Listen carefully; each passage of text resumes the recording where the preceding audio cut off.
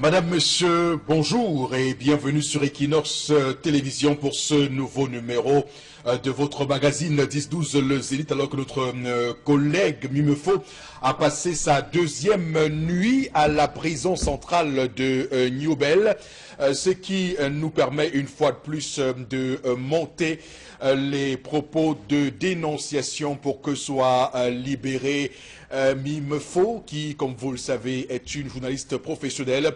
En tout cas, cela nous fait dire que nous, à Equinox, nous sommes profondément patriotes, nous aimons le Cameroun, aimons tellement ce pays.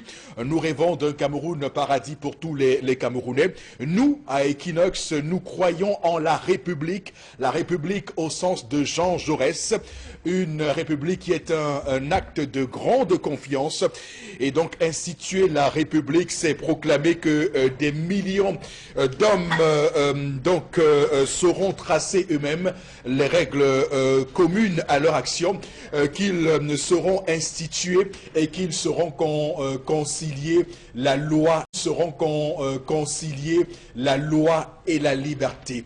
Qu'ils sauront concilier la loi et la liberté. C'est ça la République. C'est comme ça que nous voyons la République, Madame, Messieurs. Nous, à Equinox, nous sommes extrêmement patriotes, éminemment amoureux de la patrie et du Cameroun. C'est pourquoi chaque matin, nous parlons pour que tous les Camerounais, surtout ces personnes qui sont malades de choléra, ces personnes qui manquent de à manger, ces personnes-là puissent espérer et voir le Cameroun être protecteur de leurs envies, de leurs désirs, de leurs besoins, mais surtout de leurs desiderata. Voilà le Cameroun que nous voulons, voilà le Cameroun dont nous rêvons, Madame, Messieurs, ce Cameroun où les énergies se mettent en place pour évidemment le bien commun, le bien de tous les Camerounais, On va également ce matin dire que la sortie du ministre de la Communication d'hier à travers ce communiqué vient une fois de plus nous montrer combien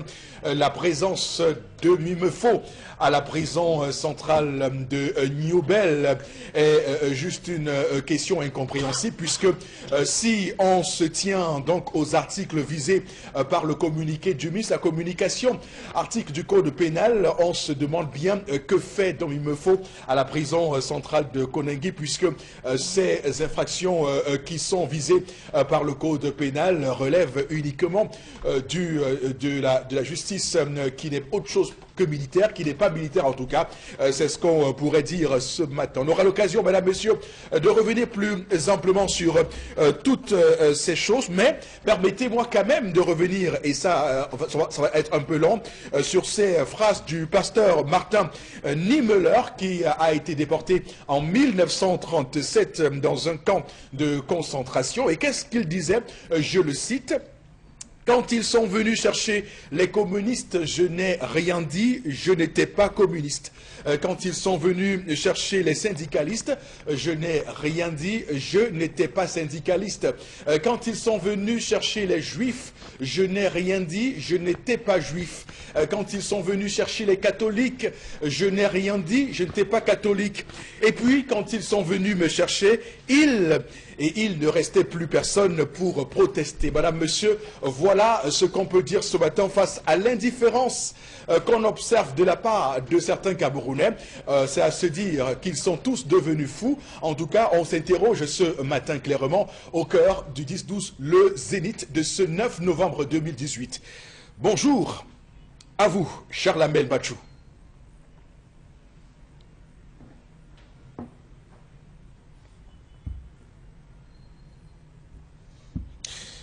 Charlamel Bachou, Madame, Monsieur, bouche cousue, motus bouche cousue. On peut revenir sur Charlamel Bachou pour constater ce qui est fait contre la presse. On va dire que toutes les conventions internationales évidemment condamnent cette manière de museler la presse. Si on prend par exemple le pacte international relatif aux droits civils et politiques en son article 19, lequel article 19 reprend la Déclaration universelle des droits de l'homme et des peuples de 48 de l'ONU, on se pose bien des questions ce matin. Également sur le plateau, Karine Santia, bonjour et bienvenue. Bonjour Eric Fopossi, bonjour à nos téléspectateurs. Dans le cadre de la revue des réseaux sociaux ce jour, on va s'intéresser à cette deuxième nuit passée par Mimi Mefo à la prison centrale de Newbel. Et puis, on va aussi s'intéresser au communiqué du ministre de la Communication. Et puis, on va terminer avec les réactions de la presse ce matin.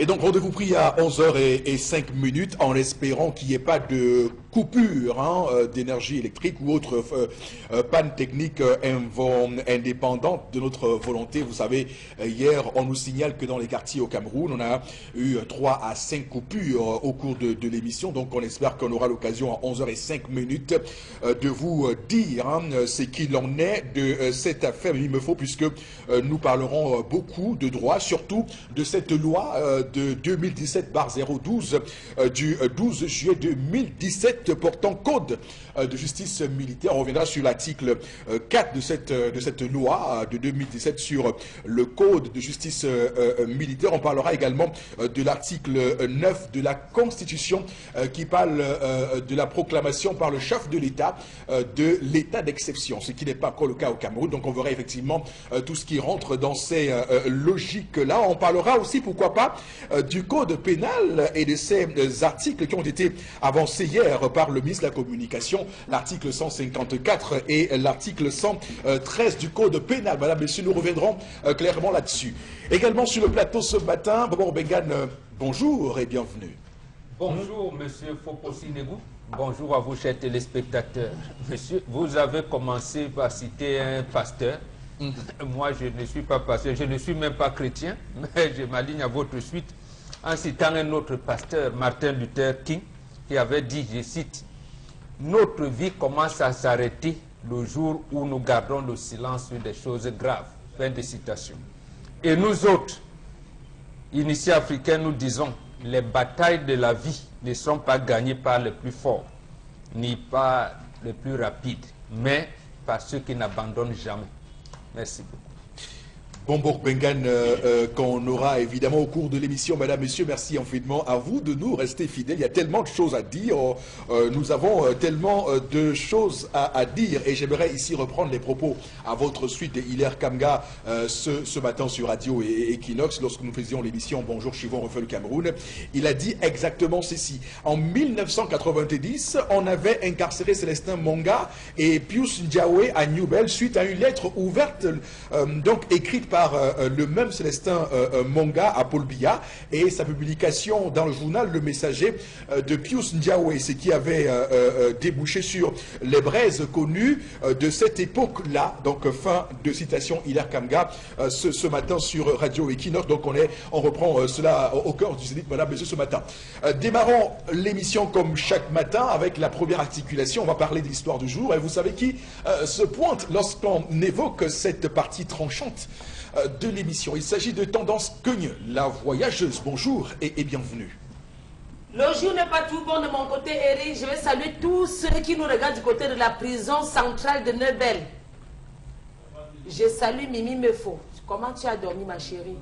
Je veux savoir si depuis hier tu as mangé, si tu t'es lavé même. C'est ce que je veux savoir. Je suis dépassée par les événements. Ce matin, on fait un soir à Yaoundé, au quartier Lonkak. Lonkak à Yaoundé.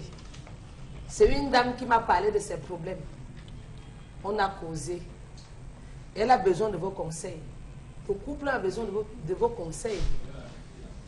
Elle travaille dans une société de la place à Yaoundé, une société que tout le monde connaît, mais je vais taire le nom. Monsieur de son côté aussi travaille. Mère de 2 enfants. Madame que j'ai surnommée femme au foyer, très respectueuse et très belle. Voilà son nom que j'ai mis. Mère de 2 enfants, femme au foyer, très respectueuse et très belle.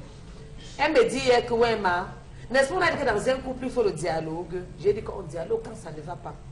Ce qui l'arrange au point où elle a besoin de vos conseils, c'est que ça fait pratiquement 9 mois qu'elle travaille dans une société de la place à Yaoundé bien connue. Mais, depuis mardi, son époux l'a appelé pour lui dire, chérie, je veux qu'on cause. Causons. Elle aussi, en partant de ses tympans, pour écouter monsieur, elle croyait que monsieur allait lui dire quoi. Voilà ce que monsieur lui a dit. Monsieur lui a dit, chérie, comme tu travailles à partir de lundi-ci, vous aimez le quantième mot. Il y a là le trou sur ma tête, je ne me souviens plus des dates. Lundi prochain. Ministre, toi en besoin, Eric. Oui, c'est ça. Non, il y aura son procès Il y aura lundi. son procès lundi prochain. 10, 11, 12, le 10 et 12.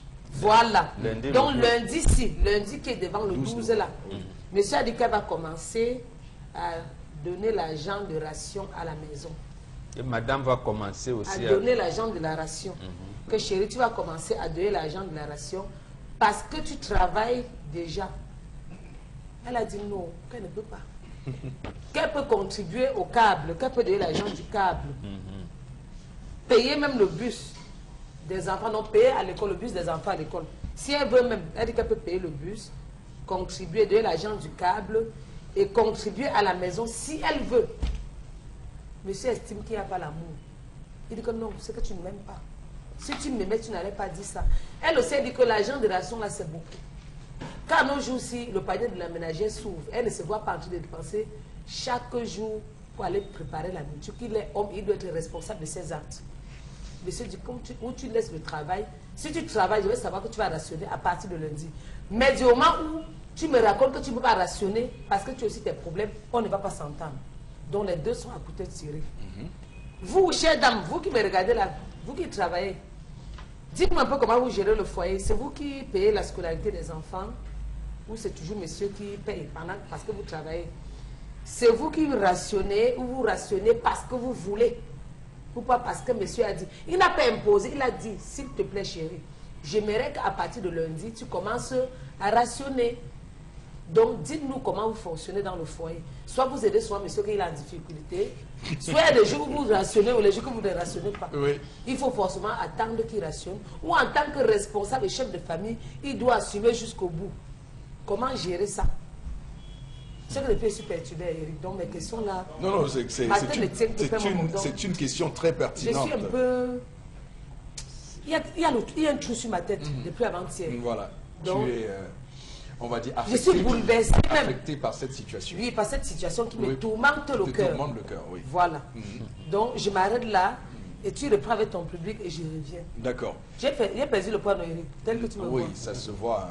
Je ne dors pas, En tout cas, j'ai déprime à mon frère. nous sommes tous comparés, nous sommes tous comme ça depuis quelques 48 heures à Equinox, donc on comprend parce que on ne peut pas rester silencieux, hein, pour reprendre ici les termes de Martin Luther King repris ce matin par Boro Bengan, donc c'est bien compréhensible. Madame, messieurs, l'histoire de ce matin nous permet de parler de budget, et quand on parle de budget, vous savez à quoi on pense? On pense à cette session parlementaire du mois de novembre qui va déboucher sur le vote du budget 2019, ce qu'on appelle la loi de finances 2019. Donc on va parler de budget au sein du couple, donc en matière de dépenses et en matière de recettes. Et là, il s'agit ici de voir comment la femme doit apporter du sien, ou bien dans cette affaire, dans sa contribution en termes de dépenses, hein, dans le foyer. Il se trouve que la femme qui travaille est une poche de recettes aussi pour un foyer. Et comment donc on gère cette poche de recettes?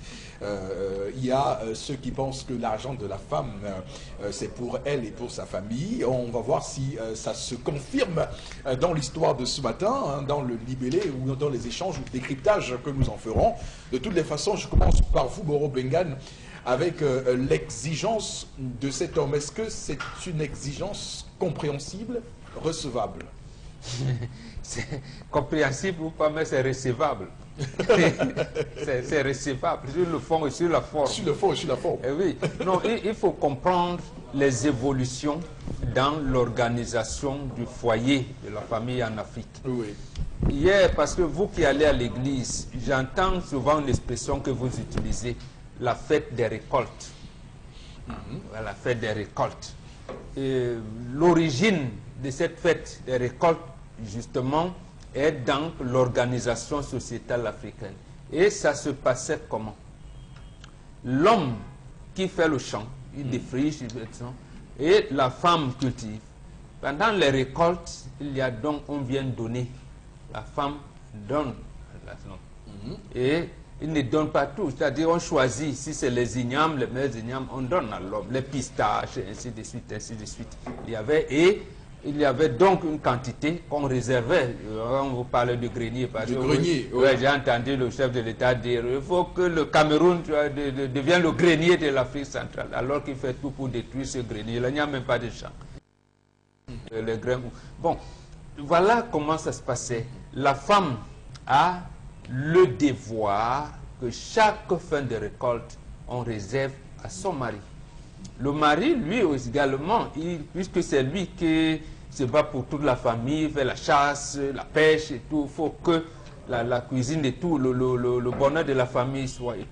Voilà l'Afrique traditionnelle. Maintenant, oui. avec l'arrivée de notre jonction avec les Occidentaux, oui, il s'est posé un problème que nous avons accepté d'envoyer nos filles à l'école.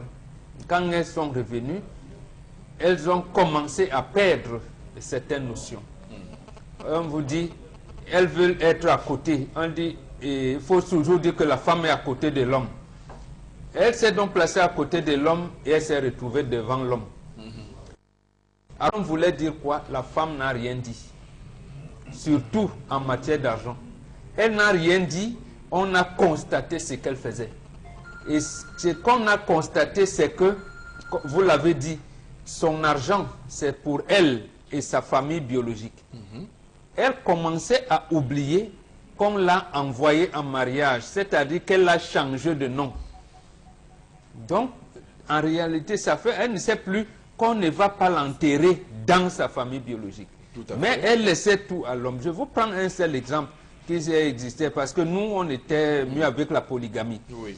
C'est trouvé que la femme qui vient en mariage, elle peut trouver que la troisième épouse de son papa avait un enfant qui avait le même âge que son propre enfant à la maison. Oui. Quand les deux enfants sont à la maison, vont à l'école, ils ont le même problème. La femme va s'occuper de son petit frère et va laisser son propre fils.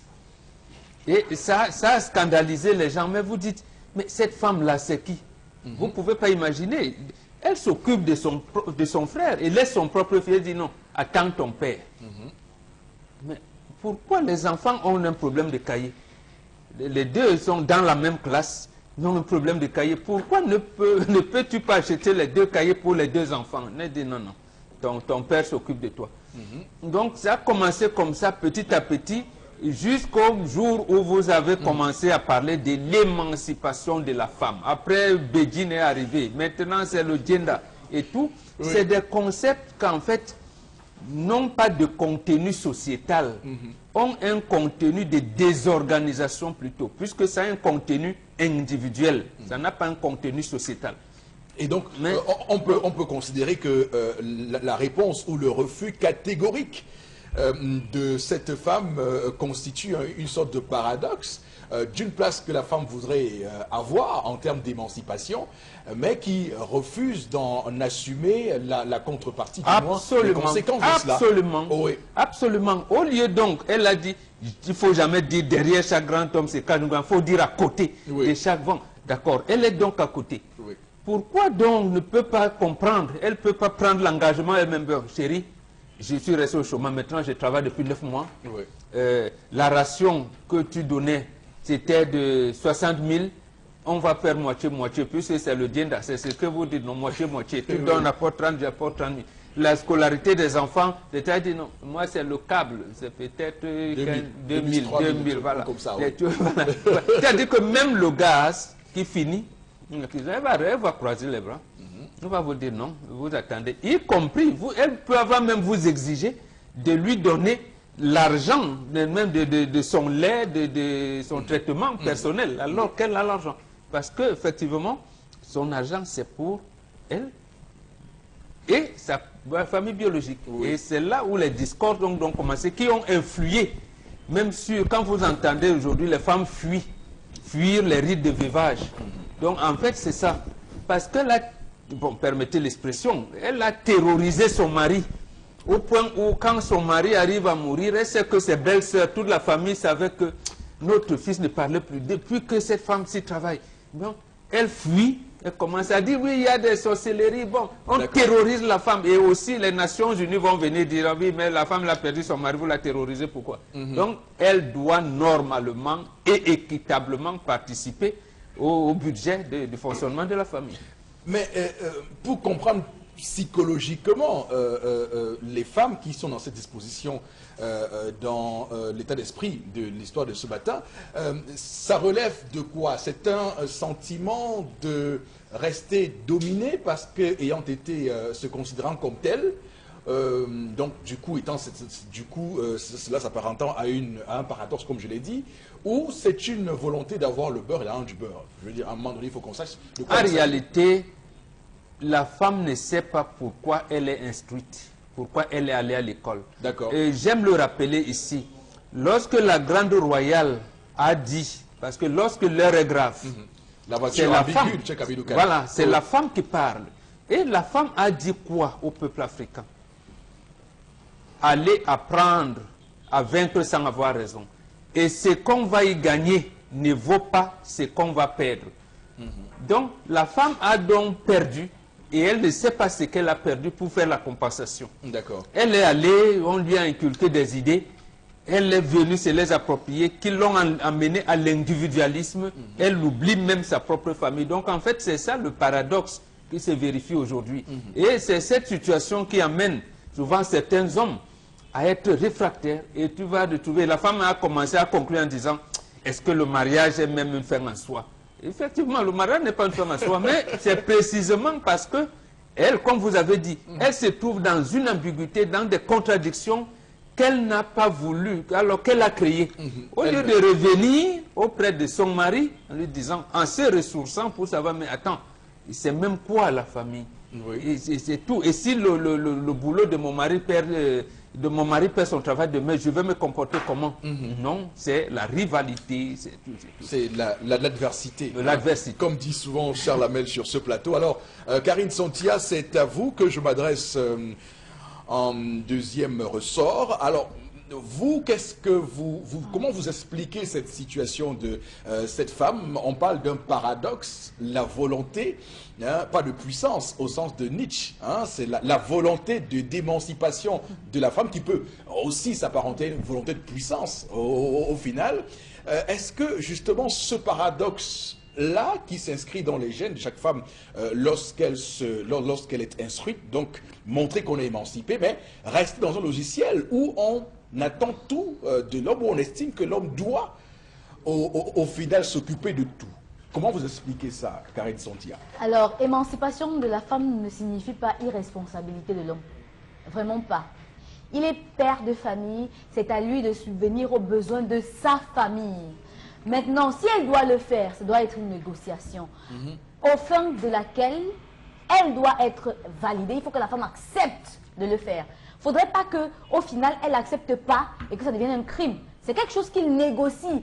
Tu es en train de négocier quelque chose, tu obliges la personne à accepter? Non. Maintenant, dans un autre cas, ce n'est pas parce que la femme réclame l'émancipation que l'homme doit croire que plus qu'elle le réclame, elle doit tout faire dans la maison. Elle a quand même choisi le plan qu'elle peut en fonction de ce qu'elle gagne ou en fonction de ce qu'elle aimerait dépenser. Donc pas toujours. Ce n'est pas parce que... moi, je suis en train de parler de l'histoire du jour. Oui. Ce n'est pas parce que cette femme travaille que sa responsabilité doit devenir de nourrir la famille. Elle a dit qu'elle va assurer le transport des enfants le matin.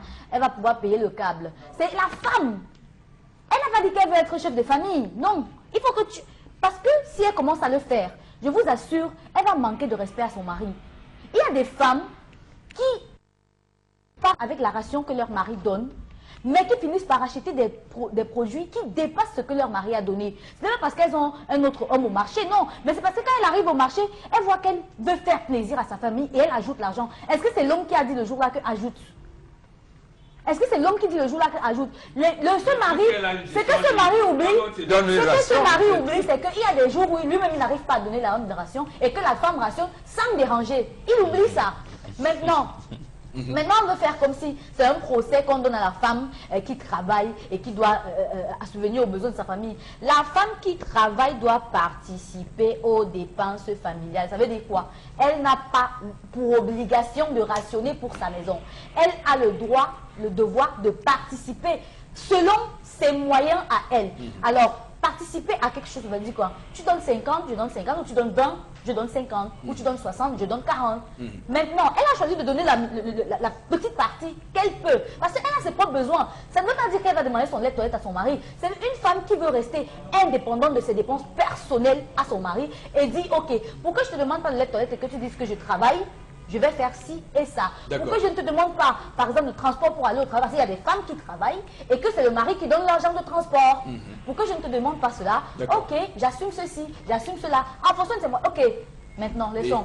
Si cette femme, oui, je vais conclure pour dire à cet homme, cet homme que lui, il a écouté les conseils de ses amis et il va appliquer dans sa maison. Ta femme a refusé. Voilà. Alors, Charles Hamel va également dire un mot sur le décryptage de l'histoire de ce matin, puisque Karine Sontin nous a amené sur des sentiers complexes. Charles Hamel, vous direz quand même un mot sur ce sujet?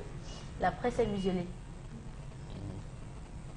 Bon, alors, soit, hein, c'est pour expliquer aux personnes qui nous regardent ce matin ce que serait donc une presse muselée, hein, si jamais on en arrivait là, en définitive, dans ce Cameroun, donc on aurait du blackout, et donc Charles Hamel l'exprime de fort belle manière. Alors, tendance... Présente. Est-ce que cette femme a raison? Elle a raison. C'est-à-dire? Bien raison, même pas petit. Attendez un peu, vous croyez que quand on travaille là, on gagne trop quoi? C'est parce qu'on fuit la maison, on fuit le Congo, c'est au quartier. On n'a pas besoin de rester là que peut-être une voisine vient dire qu'on a fait, qu'on avait fait. Non, on fuit les problèmes. Un homme qui prend sur lui et dit que madame va rationner. Je vous rappelle que même avec 5 000 francs à nos jours, on est sans sort pour Cameroun. Mais c'est par amour, non, ma fille. Si la femme, c'est par amour. Non, c'est à moitié. Avec 50 000, chaque joueur est avec 5 000 francs, tu vas préparer quoi? Banane malassée. Quand banane malassée, tu vas prendre 6 doigts à 200 francs ou 7 doigts à 200 francs. Tu vas prendre pour combien? Tu vas prendre une roue de combien? Même si il te faut mettre la morue fumée dans ta banane malassée, tu vas prendre combien de bois d'arachide? Tu vas prendre le taxi combien pour aller au marché? Quand les hommes arrêtent ça. Si je commence à rationner, c'est que je vais te chiffonner. C'est que je suis derrière une femme-homme. L'homme doit être celui-là qui doit prendre à assumer ses responsabilités. D'accord. Qu'est-ce que les voisins vont dire? Que moi, tendance que vous profitez du silence petit salaire de Charles Hamel pour prendre le pouvoir sur ce plateau. Non, mon petit salaire qu'on me donne. Petit, même si la femme n'est pas rationné. Même si la femme gagne plus que l'homme, elle dira toujours que ce monsieur aurait gagné en disant que, chérie, dorénavant, je ne pourrais plus assumer la ration de cette maison de manière complète. Non, j'aimerais que tu donnes telle chose et je donne telle chose. Pas que tu rationnes, comme s'il s'en débarrassait. Ok, comme tu travailles, tu réclames l'émancipation, comme j'ai refusé que tu travailles, tu as refusé de travailler, maintenant on va manger ici à tes frais. Parce qu'il est un homme et il peut décider pour ça. Ok,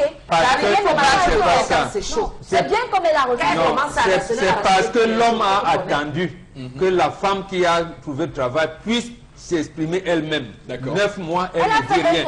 Il fallait qu'elle dise elle-même que non, chérie, comme je commence à travailler, voilà comment je pense. Mais elle est restée là. Il doit attendre. Elle croisait même le doigt en disant que il faut même que l'homme s'y oublie que je travaille. Il ne se rappelle pas du goûter des enfants qu'elle met dans chaque matin. Il se rappelle de son de ration. Avant qu'elle ne travaille, il faisait quoi? Et justement parce qu'elle travaille, l'homme il faut battre le cœur. Parce que peu importe, même si la femme la garde de l'argent pour acheter la maison, ce sera toujours la maison de son mari et elle. Donc on ne nous embrouille pas. C'est toujours pour eux deux. Maman, prends ta décision, tu appliques. Quand tu commences à rationner, tu vas rationner tous les jours. Même le jour qu'il y a les étrangers, c'est toi qui dois rationner, c'est beaucoup. Une comme moi, il n'y a pas 2 personnes qui cherchent l'argent comme moi. Mais il n'y a pas 2 personnes foirées comme moi. Finalement, c'est quoi? Non, vous ne mettez pas Eric, vous ne mettez pas mes charges. Je suis une femme responsable. Hein, Eric? Bien sûr. C'est pour ça que je vais encore redire, il n'y a pas 2 personnes qui cherchent l'argent plus que moi. Mais il n'y a pas 2 personnes plus foirées que moi. Ça veut dire quoi? Avant que mon salaire ne tombe tel jour, que j'ai à moi faire mes plans sur ça. Je sais que voici l'argent pour le contrôle de maman à l'hôpital. Le régional de Bafoussam, je parle de ma famille. Et mon beau-fils aussi contribue. Il contribue sa part. Souvent il contribue, souvent il ne contribue pas. Mais il faut que tu prévois. Lui, je mets parce que s'il ne contribue pas, je dois contribuer. Voilà. Je sais que voici ce qu'elle peut donner à ma belle-mère à la fin du mois, rien que pour acheter 1 litre d'huile. Voilà combien il calcule à mon salaire. Voici ce que je vais cotiser, mes réunions. On regarde seulement comme tu regardes ta famille. On Les ne pense jeunes pas chez à sa main. Les jeunes chez soi peuvent cotiser comme ça, fin du mois. La semaine, je cotise comme ça. Voici combien il fait pour me coiffer. Et si elle commence à demander, on me dit que je suis consommatrice. Mieux la sueur de ma bouche, je me coiffe avec. Voilà comment j'essaie de fonctionner. Que, ok, le câble, je peux gérer le câbleur. Si le gaz finit et qu'il n'est pas là, je peux gérer le gaz. D'abord que le gaz, c'est 8 000 francs maintenant. Tu vas prendre la moto, combien pour aller chercher le gaz? Ou encore le taxi? Point Le d'interrogation. transport des enfants. Le transport des enfants. Le Il est parti, goûter des il est enfants. parti mettre les enfants à Bonaprison alors Mais que vous dis avez donc, à Makepe. chacun doit apprendre à être responsable de ses actes, surtout nos maris là. Vous D'accord. faites comme ça, vous ne manquez pas l'argent des biens, vous ne buvez pas, vous Ok. buvez. Merci beaucoup. Je commence à rationner comment à mon jeune âge. C'est bon, tendance. Ah. C'est bon. Mieux tu dis que tu venais épouser une femme qui va venir rationner chez toi. Pas que tu venais m'épouser par amour. Tu dis que tu es parti chercher une femme qui va venir rationner. Donc, ça n'a rien à voir. Ça a quelque chose à voir. Non. On va lire quelques messages, madame, monsieur, avec Karine Santia. Vous avez également droit à la parole. D'ailleurs, c'est votre droit de l'homme fondamental. Donc, Karine Santia, nous sommes à vous. Désolée, mais certaines femmes ont un gros cœur, égoïste, comme le membre l'a dit. Parfois, elles travaillent et gagnent des sous, mais attendent toujours tout de l'homme. Un autre message. Voilà. En droit, la femme participe aux charges du fonctionnement du foyer, sauf si elle est femme au foyer et participe avec le travail du ménage. Cette dame est malhonnête. Le rare qui signe le message. Un autre message. Voilà, cet homme est méchant, il ne veut pas le bien de sa famille. Si la femme a préféré de s'occuper d'autres, il doit accepter car elle est consciente qu'elle doit épauler son mari. Voilà. Et d'autres femmes ne le feront pas. Épauler, ça veut dire Voilà, épauler. vraiment. Soutenir son mari. Donc je rationne. C'est Si ça, tu rationnes même participer. tes petites Parce déos. que c'est elle ne travaillait pas, c'est lui qui devait tout faire. Ma nation doit souffrir de rien. D'accord, Voilà. absolument. Donc, quand on parle de Moi, épauler, je c'est- pose juste une question à cette dame et de sa réponse découlera le conseil que je lui donne. Alors, s'il arrivait que son mari décède aujourd'hui, nous ne le souhaitons pas. Doit-elle abandonner ses enfants ou attendre la résurrection de son mari pour satisfaire les charges de la famille? Bonne journée, Roméo ok. de New Bell qui nous écrit ce matin en autre message. Oui. Voilà. C'est par rapport à Mimi Mefo. Fabrice Biolo, je dis la femme doit participer dans son foyer parce que c'est l'homme qui subit tout dans sa famille pour que la famille entende le chef de la famille. Je sais pas trop. En tant que chef de En tant que famille, chef de la famille, voilà. on imagine ce qu'il veut dire. Oui, donc c'est Voilà, clair que chez c'est nous, ça. même si la femme gagne 1 milliard, c'est l'homme qui doit assumer tous les besoins de la maison, sauf si elle le veut. Franchement, cet homme est un lâche. Comment tu peux mettre l'œil sur l'argent de ta femme? Brahim Moussa, depuis Garoua, un autre message qui arrive. C'est l'homme qui doit rationner. C'est Laure de Rome qui écrit. Voilà. Un autre message. Panelli, je pense que la femme a raison. Elle peut donner la ration si elle veut. D'accord, on va Message arrêter là pour important. les messages de ce matin. Madame, monsieur, merci infiniment à vous de faire confiance à la télévision Equinox, la chaîne du peuple définitivement, qui au-delà de l'image rend compte. On va tout de suite et maintenant prendre la colère de Charles Hamel. Serait-ce une fois encore un blackout? On se pose bien la question. En tout cas, le suspense est intact pour ceux qui le retrouvent seulement maintenant. Donc, voici la colère de Charles Hamel.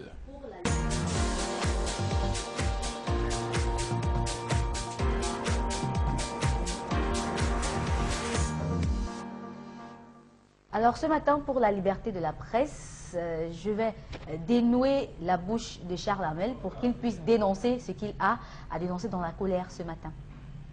Bon, je peux? Oui, oui. Parce que si la dictature de Yaoundé nous maintient dans cet état, elle va gagner. Donc il faut parler, mon frère. Je m'interroge ce jour sur la question de la relation qui unit le pouvoir de Yaoundé à la presse privée camerounaise. Quelle est au juste la relation qui unit la presse privée au régime de Yaoundé? Est-ce une relation sincère, mieux d'amitié, ou alors une relation extrêmement conflictuelle? Comment comprendre que cette relation va du cadre légal qui permet des abus en tout genre, aux menaces de mort proférées à l'encontre des journalistes en passant par l'emprisonnement, les brimades et les vexations de toutes sortes? Comment comprendre que cette relation sévit depuis presque 15 ans comme un dispositif quasi homogène dont les finalités sont le commandement politique et la conservation du pouvoir coûte que coûte, et ce au moyen d'un contrôle de type autoritaire des personnes et des espaces de liberté? Comment comprendre que les lois sur lesquelles s'appuient les tribunaux pour emprisonner et taxer les journalistes existent avant tout pour réprimer les écrits qui ne sont pas jugés favorables au régime en place? Comment comprendre que personne ne se soit rendu compte que cette domination des médias par le champ politique a des effets néfastes, contribuant sensiblement à déstructurer et informaliser le secteur journalistique, ainsi qu'à précariser la vie, voire la survie de ses acteurs? Comment comprendre ces textes de loi calqués sur la loi française du 29 juin 1881, notamment l'article 69 portant sur la liberté d'expression, notamment celle du 12 mars 1962 et celle de 1990? Comment comprendre que l'appareil judiciaire camerounais, dans son histoire, n'a cessé de rendre la presse coupable d'abus en tout genre? Savez-vous que jusqu'en 1996, avant d'aller à l'imprimerie, chaque éditeur devait soumettre la totalité de ce qu'il comptait publier à la lecture d'un fonctionnaire de l'administration territoriale qui devait décider de ce qui méritait d'être édité ou pas? Savez-vous qu'à cette époque, il était courant d'ouvrir un journal pour y trouver des pages blanches ou barrées, ce qui avait souvent un effet contraire à celui recherché par les autorités, du fait que ces pages censurées tendaient à tort ou à raison à convaincre les lecteurs que les journaux, ainsi réduits au silence, étaient fiables. Rappelons-nous que le point de départ des procès de presse au Cameroun fut l'affaire Monga Diawé. Le 27 décembre 1990, Célestin Monga, économiste, publie dans le Messager une lettre ouverte au président de la République intitulée « La démocratie truquée », où les principaux acteurs décriaient le fait que les droits élémentaires de l'homme étaient bafoués, où la majorité des gens n'avaient pas de quoi vivre, alors qu'une petite poignée d'arrivistes se partageaient impunément les richesses du pays. Un pays où les députés sont des illettrés qui votent clandestinement des lois la nuit. L'économiste et son éditeur, Pius Ndiawe, fondateur du Messager, ont été arrêtés le 18 janvier 1991 au terme de 3 audiences, condamnés à 6 mois de prison avec sursis et 300 000 francs CFA d'amende, chacun pour outrage au président de la République et au corps constitué. Que dire des pressions et multiples arrestations de Séverin Tchouke, sans toutefois oublier la fermeture de la chaîne Equinox TV Radio en 2008. Que s'en sont suivis 400 procès de journalistes au Cameroun. 400. Rappelons-nous de la condamnation en date du 27 octobre 1995 de Nzana Sémé, journaliste à 12 mois de prison ferme pour avoir traité le président Paul Biya d'animal pensant parce que le tribunal ne s'était focalisé que sur le terme animal. Rappelons-nous de l'arrestation des journalistes du quotidien Mutation, interpellés et gardés à vue pendant plusieurs jours en 2003, alors que la rédaction de leur journal était mise à sac et leur domicile perquisitionné parce qu'ils avaient osé affirmer que la première dame Chantal Biya était devenue sans mandat électif un pôle décisionnel important dans les arcanes du palais. Rappelons-nous que le 24 mai 1996, Manfred Mouminguinya, journaliste au Challenge Hebdo, était interpellé au campus de l'université de Yaoundé par un groupe de jeunes gens armés, conduits au bureau du recteur, fouillés durant 5 jours, tabassés, torturés par une milice, accusés d'avoir publié des articles qui auraient provoqué le mécontentement parmi les étudiants. Rappelons-nous que le 9 septembre 1996, Nicolas Tejoumessi, journaliste au Challenge Nouveau, est enlevé à son domicile par 4 hommes armés. Ils le conduisent dans une forêt à la sortie de Douala, le roue de cou, le tabassent, le molestent. Les 4 hommes affirment appartenir à la DGE, lui reprochant ses autres critiques à l'égard du gouvernement. Rappelons-nous que le 17 novembre 1998, René Ngassié Timna, journaliste au Messager, qui couvrait un conflit ethnique dans la région de Makénéné et a fait plusieurs morts, est arrêté et battu par une dizaine de gendarmes. Rappelons-nous, le 20 août 2002, J. Remingono, de la radio privée Siantou, avait été interpellé par les policiers et brutalisé parce qu'on lui reprochait sur son ton critique à l'égard des forces de l'ordre dans son émission quotidienne Coup franc. Rappelons-nous que le 22 avril, Kosé Abdallah, secrétaire de la rédaction de Nouvelle Expression, la Nouvelle Expression, est arrêté par des membres du commandement opérationnel, battu, molesté, torturé et conduit au camp militaire Berthaud. Rappelons-nous qu'en décembre 1997, Pius Ndiawe, directeur de publication du journal de Messager, avait séjourné pendant 10 mois à la prison de Nebel à Douala pour propagation de fausses nouvelles. Encore, juste parce que son journal avait affirmé que le président Paul Biya avait eu un malaise cardiaque alors qu'il assistait à la finale de la Coupe du Cameroun de football. Rappelons-nous de ce journaliste qui avait été enfermé dans la cage de chiens par l'esprit d'Edgar Alain Mebeko au soir de sa déchéance du gouvernement de Paul Biya. Que dit alors des lois de la période 1990 dont le seul but était celui de touffer toute velléité de libre parole? Que dit de l'autocensure, les placements en détention parfois même préventifs, les condamnations de fortes amendes au paiement d'importants dommages? Savez-vous qu'à titre d'exemple, que le quotidien Mutation, fondé en 1996, totalise déjà à lui seul 10 procès, soit plus d'une poursuite par an? Savez-vous que cette violence dont sont victimes les journalistes prouve qu'il existe un dérèglement, une décomposition du champ politique camerounais, avatar de la privatisation, des pratiques pénales et policières de l'État qui s'accapare certains citoyens? Aujourd'hui, Mimi Mefou, c'est ton tour. Demain, qui sait? Charles Hamel, ça, même avant. ce sera votre tour, Charles Hamel, assurément. Votre tour arrivera, Charles Hamel, assurément.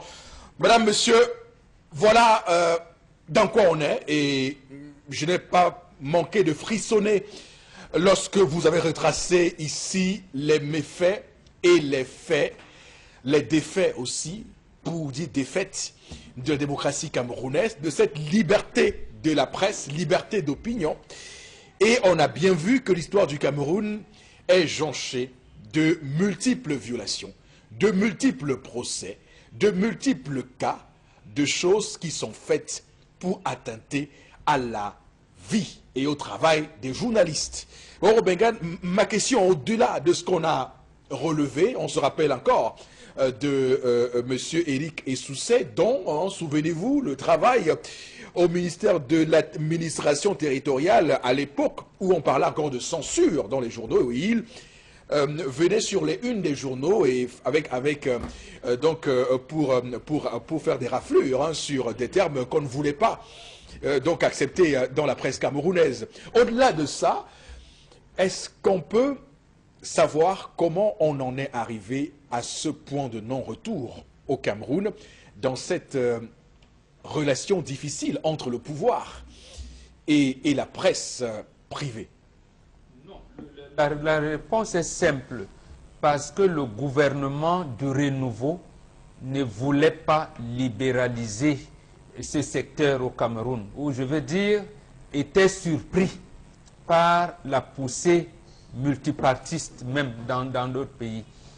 Vous allez, le livre qu'on nous a présenté comme livre-programme de l'EPC, si vous lisez l'ancienne version, vous verrez dedans, je pense qu'à 86-96, je ne sais plus très bien, que le Cameroun n'est pas prêt pour le multipartisme. Mais on a changé. Oui. En version étude, on n'est pas prêt. Et après, on vous dira que non, mais Paul Biya avait même commencé la concurrence au sein de son parti par les listes multiples en 88 et tout. Or, c'est faux. C'est tellement faux que vous voyez qu'un livre paru à ce moment revient aujourd'hui sans, j'allais dire, sans être réactualisé. Donc, M. Essoussé, le censeur en chef de l'époque, et je vous rappelle, nous on allait chez lui, il avait un marqueur noir, s'il vous plaît. Il pouvait exiger que la une du journal soit publiée concrètement avec ses ratures noires. C'est-à-dire qu'il ne comprenait rien du tout. Même quand vous lui dites, comme il a parlé tout à l'heure, d'animal pensant.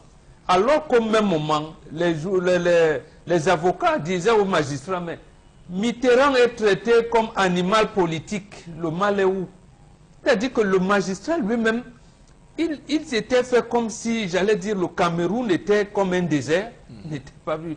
Comment on lui présente un journal, Libération, qui traite Mitterrand d'animal politique, et on dit de Biya qu'il est un animal pensant. On vient condamner le journaliste parce qu'on a encadré le mot animal. Vous voyez? Voilà, donc en fait, ces choses-là favorisées par... Bon, nous ne faisons pas le procès de l'ECAM, ça viendra plus tard. Donc, M. Essoussé, et c'est pour cette récompense-là, c'est des services rendus à la nation. Au moment où les vrais pays... Oui, nation, hein. Oui, monsieur. Parce que... voilà. Mais c'est comme ça. les vrais pays disent au digne fils la patrie reconnaissante. Oui. Mais bon, lorsque un certain Essoussé est donc récompensé, vous dites quoi?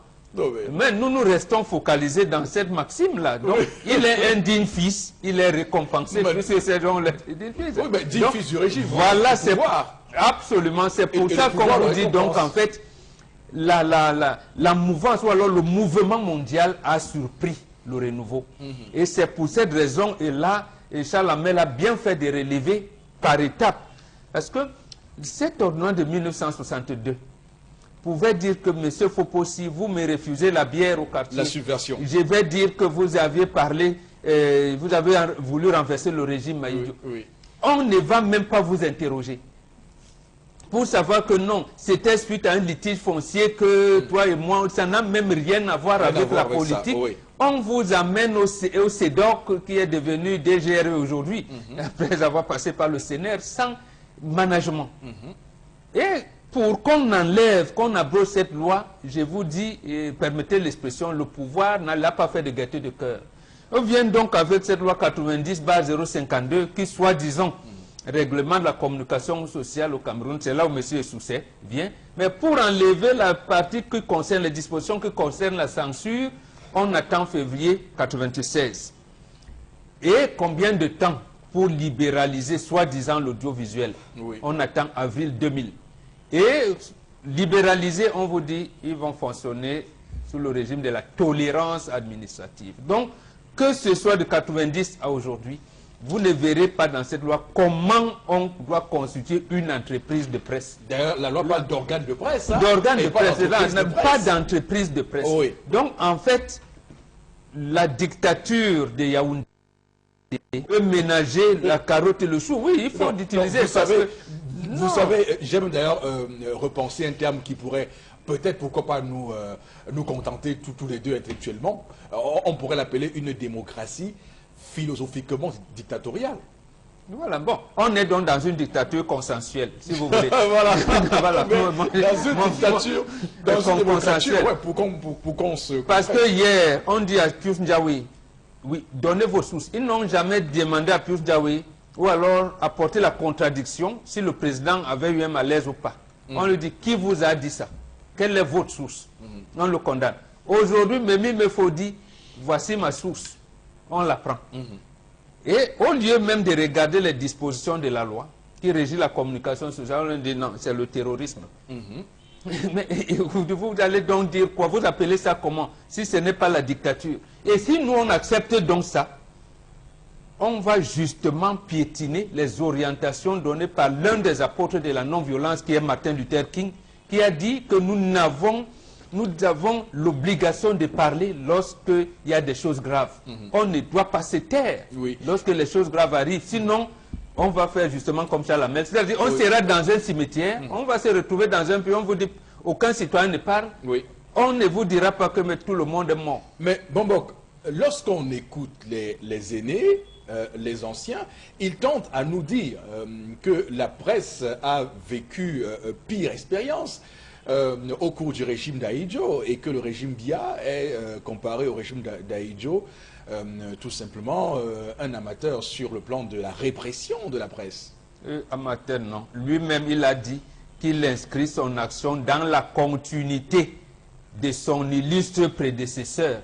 Donc, je veux dire, le vent mondial vient seulement atténuer. Vous savez, quand il y a le vent, même si c'est l'harmattan qui vous ravage les forêts, oui, il y a quand même un air de douceur. Vous avez l'impression qu'il y a quand même... Oui. Mais en fait, on est en train de détruire et les maisons, et même les arbres et tout. Oui. Donc, c'est ce qui est en train de se passer. Non, il est vrai qu'à l'époque, puisqu'aujourd'hui, on ne sait même pas qui a tué ou comment est mort un brillant intellectuel comme Mpondo, Simon Mpondo. Oui. Mais de la même manière, sous Biya, on ne sait pas comment est mort Yves Plumet. Et plus près de nous, Monseigneur Bala, est-ce que les enquêtes continuent? Et si les enquêtes nous ont donné des clarifications sur ça, est-ce que le journaliste peut légitimement enquêter sur ce qui vient de se passer sous nos yeux? D'accord. Monseigneur Bala, ou même la crise anglophone, puisque c'est ça qui nous concerne aujourd'hui, où la journaliste, notre collègue, donne des sources à 3 niveaux. Elle dit, voilà, elle commence à dire, selon CNA, l'armée camerounaise a tué le pasteur. Après, elle dit, selon CNA, le pasteur est mort de suite des échanges entre les sécessionnistes et l'armée. Après, elle dit, le gouvernement a sorti un communiqué pour dire que ce sont les sécessionnistes qui ont tué le pasteur. Voilà comment elle a donné l'information de manière graduelle. La faute est où? Et à chaque moment, elle donne la source.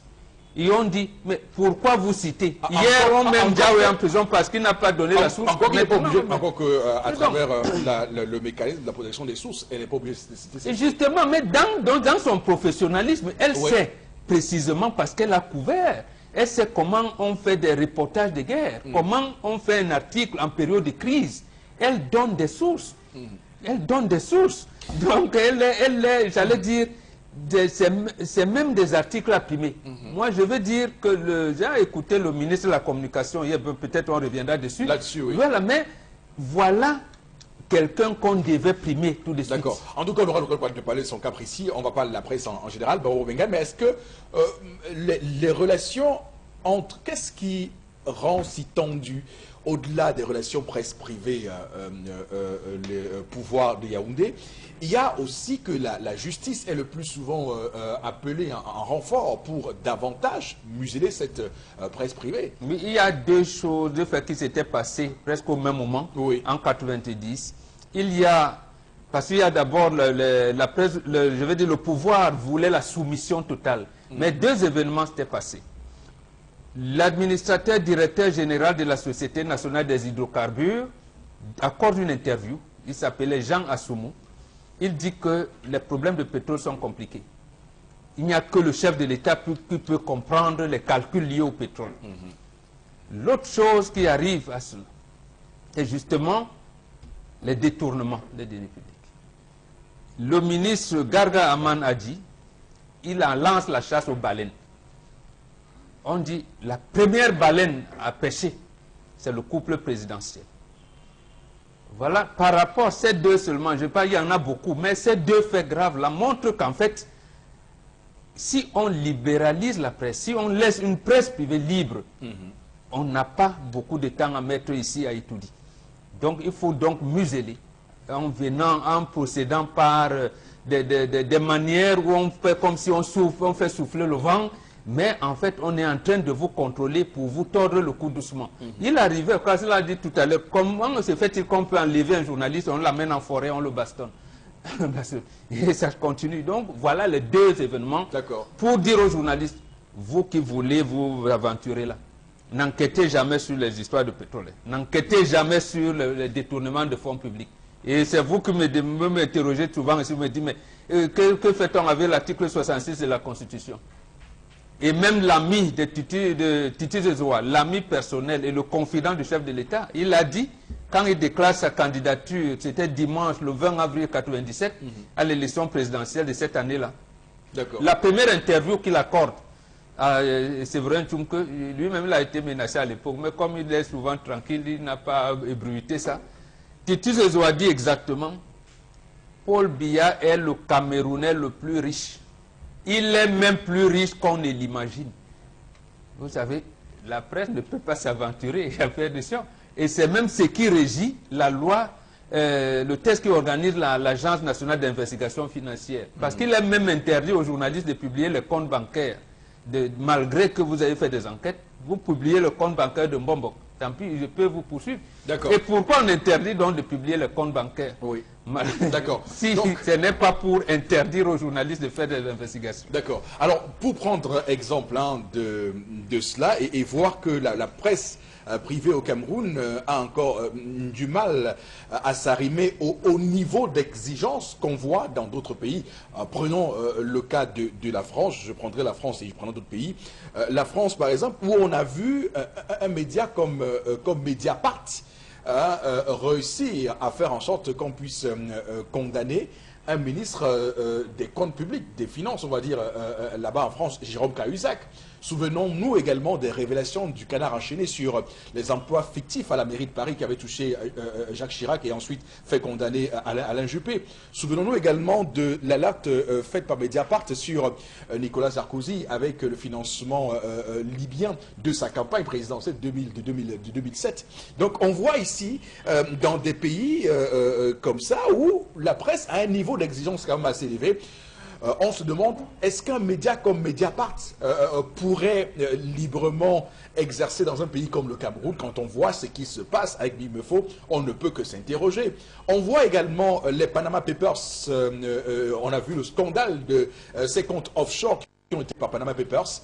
On voit aussi comment tout cela est régi. Donc, toutes ces questions nous permettent de nous dire aujourd'hui que la presse camerounaise, du moins celle privée, doit jouer son rôle de check and balance, de contre-pouvoir, puisqu'on dit d'ailleurs que le journalisme, c'est le quatrième pouvoir. Madame, messieurs, c'est dans ce contexte-là qu'on constate tout cela. Alors, Tendance Keunier va également, pourquoi pas, s'exprimer sur les relations entre la presse privée et le pouvoir.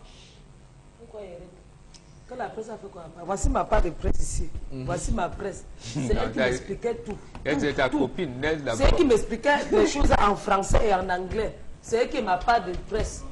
Je vais encore m'exprimer à qui? Jusqu'à tu dis qu'il veut parler à qui? Il m'adresse à Mimi Info. Dis-moi vraiment, la relation entre la presse et le public, c'est comment? La presse privée. Tu me réponds. Parce que tu me poses la question, c'est elle que je pose. La bouche est fermée, elle va répondre comment? C'est elle qui était mon sauveur. Voilà ça. Voilà la bouche qui est fermée. Mais il m'adresse à qui? Il m'adresse au journal simple. Donc vous me posez la question. C'est à elle que tu dois poser ça. Maman, merci beaucoup. Tendance. Merci. Moi, c'est ma part de presse ici. Moi, ma part de presse, qu'on a bouché la bouche. Qu'on a bouclé la bouche. Je vais parler à qui? Ok. Merci beaucoup à vous, madame, messieurs, de nous retrouver sur Equinox Télévision. Nous sommes au cœur du 10-12 Le Zénith. Nous, à Equinox, nous sommes profondément patriotes. On aime tellement ce pays qui nous a beaucoup donné et on a l'obligation en retour de lui apporter patriotisme et bonheur pour que tous les Camerounais, même les plus pauvres, même ceux qui manquent à manger, puissent avoir espoir de vivre dans un Cameroun qui soit pour eux un paradis et pas un enfer. À tout de suite. Retour, madame, messieurs, sur le plateau du 10-12 Le Zénith de ce vendredi 9 novembre 2018. Le Cameroun qui traverse une période charnière de son histoire avec la presse qui est ébranlée par cette affaire de Mimi Mefo qui a passé sa deuxième nuit à la prison centrale de Newbel.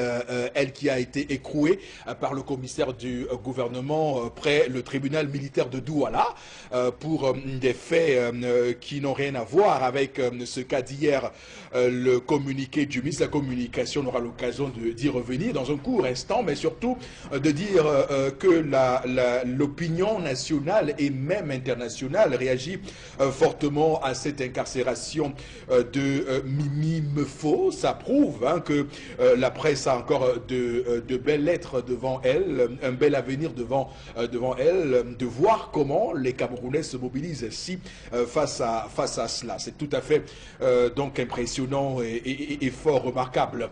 On va entamer cette deuxième partie de l'émission, mesdames, messieurs, 10-12 le Zénith, avec quelques messages que vous nous envoyez. On a aujourd'hui évoqué avec Charles Hamel la question des relations entre le pouvoir et la presse privée au Cameroun, la liberté de la presse et tout ce qui va comme corollaire. On parle le plus souvent de ce fameux 3 mai qui est célébré au Cameroun comme étant la journée internationale de la liberté de la presse. Et le plus souvent, le ministre de la Communication fait des sorties médiatiques pour dire combien le Cameroun est un havre de paix et de cohésion pour la presse. Et on le voit très bien, l'argument qui est le plus souvent usité dans le cas d'espèce, c'est de dire que le Cameroun compte tellement de radios, le Cameroun compte une multitude de titres, le Cameroun compte une multitude de chaînes de télévision, mais vous le savez, on sait très bien que cela n'est en rien un indicateur sérieux et même pertinent, consistant de ce que le Cameroun soit un havre de liberté de la presse, puisqu'on voit que les classements de Reporters sans frontières et même d'autres organismes internationaux concernant le Cameroun est toujours dans les derniers de la classe dans le monde entier. Voilà, alors on va lire quelques messages avec vous, Karine Santia.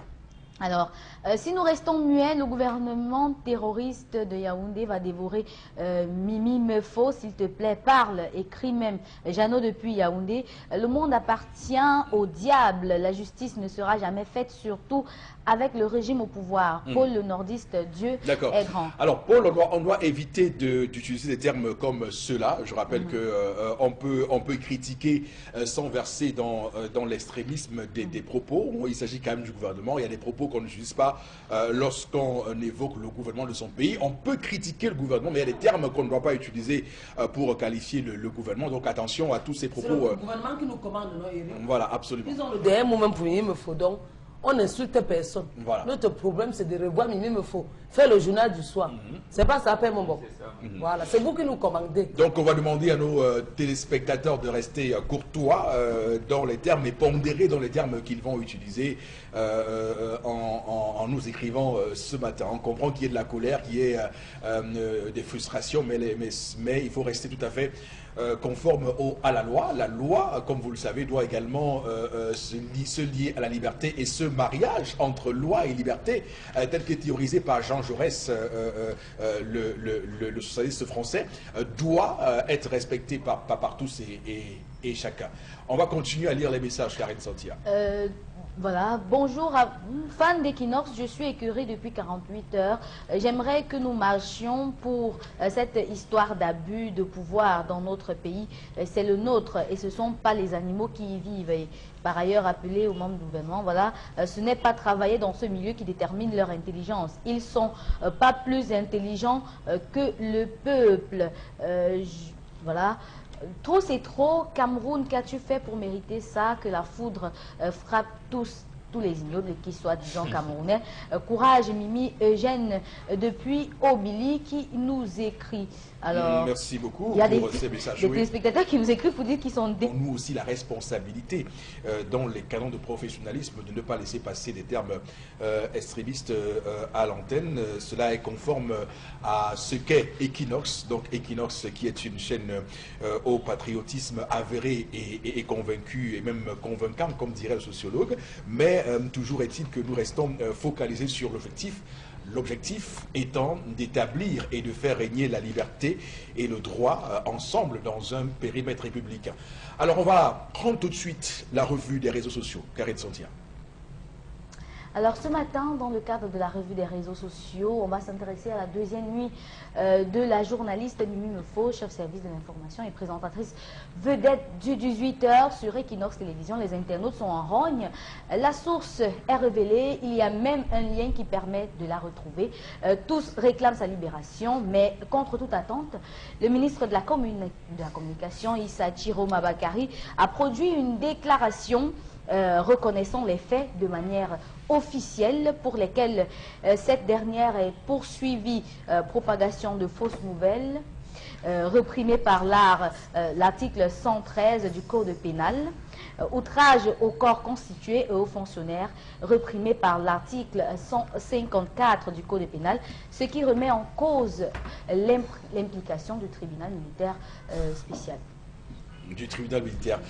Donc on va, madame, monsieur, parler de cela, de cette sortie du ministre de la Communication. Il faut dire quand même que beaucoup sont d'accord pour dire ce matin que cette sortie vient contredire l'acte d'écrou de Mimefo et surtout le fait que Mimefo soit aujourd'hui poursuivi par le tribunal militaire, puisque au regard de la loi numéro 2017 par 012 du 12 juillet 2017 portant code de justice militaire, le tribunal militaire doit se saisir d'une affaire donc qui est normalement du ressort d'un tribunal de droit commun.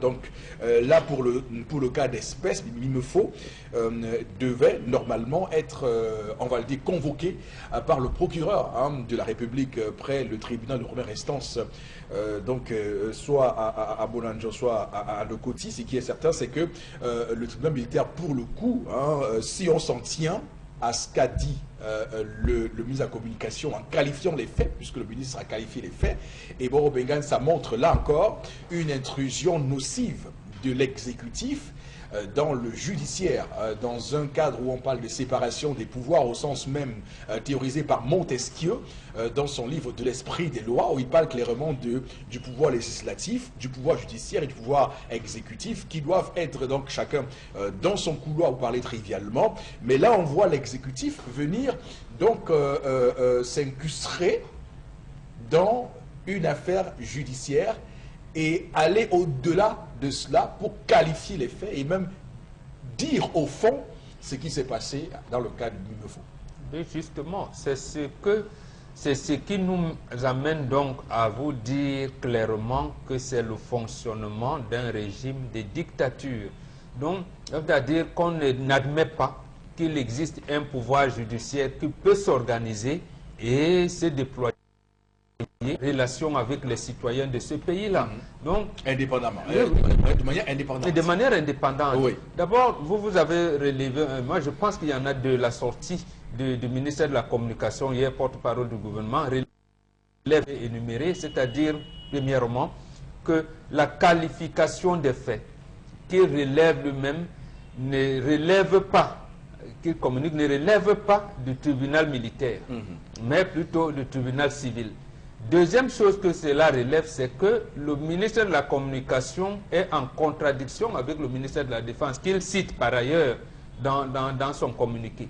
Donc, ce n'est pas Mimefo qui viendra résoudre le problème de manque de cohésion de l'action gouvernementale. Elle a quoi faire dedans. Donc, je dirais, rappelez-vous, et je voudrais peut-être, vous qui lisez beaucoup, vous allez m'aider à comprendre. Lorsque le ministre Issa Chiroma avait fait une communication au nom du gouvernement en disant que les militaires camerounais n'ont pas tiré sur les femmes et les enfants, elle indexant même un pays étranger, le Mali, et expliquant que la tenue sahélienne que portaient ces militaires, là, comment appeler, les brodécans ou bien les chaussures que portaient n'étaient pas et tout, oui. Et s'insurgeait contre le REDAC qui maintenait cette position-là. Et plus tard, ce gouvernement malien sort pour dire que mais non, traitez vos problèmes, ça ne nous concerne pas. Et encore plus loin encore, le ministre revient vous dire, oui, je vous avais menti. Bon, comment la presse pouvait-elle, comment la presse avait traité cette information? D'accord. C'est de la même manière, justement. Parce que là, non, bon, on a exclu le fait qu'on pouvait traduire le ministère de la Communication en justice. Parce que là, c'est lui qui a désinformé la population. C'est lui qui a été porté coupable de diffamation, de divulgation de fausses nouvelles, de promulgation de fausses nouvelles. Maintenant, Mimi donne l'information de manière graduelle. Donc, vous savez, les informations d'agence viennent à 8h, à 8h15, à 8h10, à 8h30. Le lendemain matin, les mêmes informations peuvent être contredites. On dit, contrairement à ce qu'on vous disait hier, c'est plutôt ça. Contrairement. Donc, lorsqu'on est dans ce registre-là, et où on cite même les sources, le crime, c'est où? D'accord. À quel niveau? Donc, en fait, il vient nous dire que, monsieur le cher collègue du ministère chargé de la Défense, vous vous êtes trompé. Voilà les vrais. Là aussi, ça montre que c'est l'exécutif qui ne se concerte pas, qui est dans le règne d'hésitation, qui ne se concerte pas, qui est en porte-à-faux même contre les orientations de leur chef. Absolument. Je ne sais pas si c'est leur chef qui le dit, mais qui contre les orientations de leur chef. En fait, il manque de cohésion de l'action gouvernementale. Tout à fait. Bon. Alors, donc c'est clair que à la lumière de ce qui est dit ce matin, j'aimerais quand même que l'on se comprenne très bien. Alors, de deux choses l'une.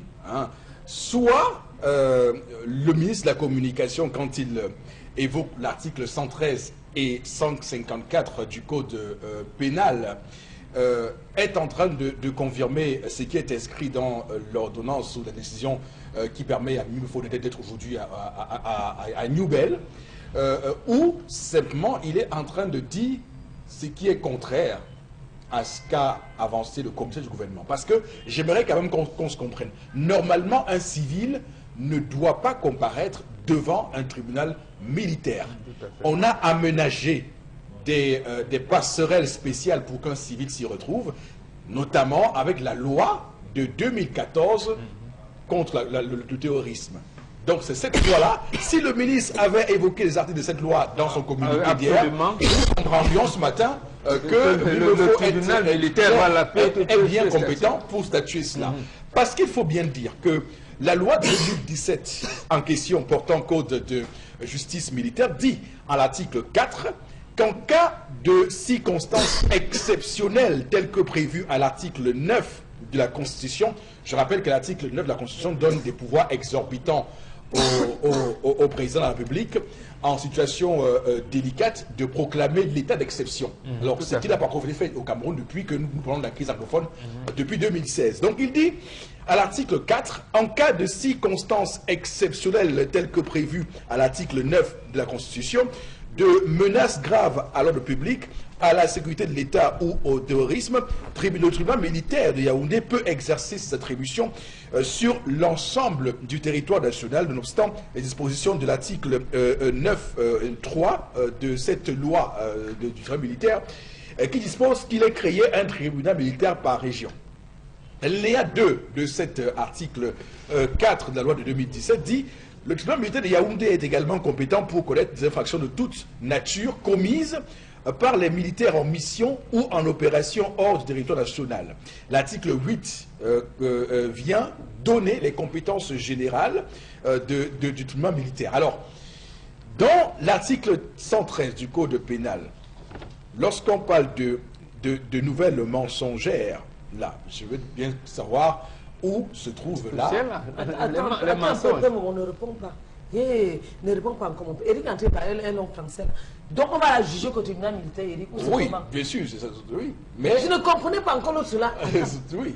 Tribunal militaire, où on dit que ce n'est que les braqueurs qu'on juge là-bas. Oui, tribunal militaire. Oui. Quand on parle d'atteinte, ça veut dire que c'est assimilé comme si Mimi voulait faire un coup d'État. Comme si elle a braqué. Non, un coup d'État. Oui. C'est-à-dire atteinte à la sécurité de l'État. Quand on fait un coup d'État, on fait pas comme ça. Ça veut dire qu'on veut tuer ton père par les armes. Ma mère veut mettre mon cœur. Donc voilà, alors qu'elle a écrit seulement de quelques lignes. Alors donc la loi qui encadre les compétences du tribunal militaire est assez claire. Il ne doit juger que les militaires.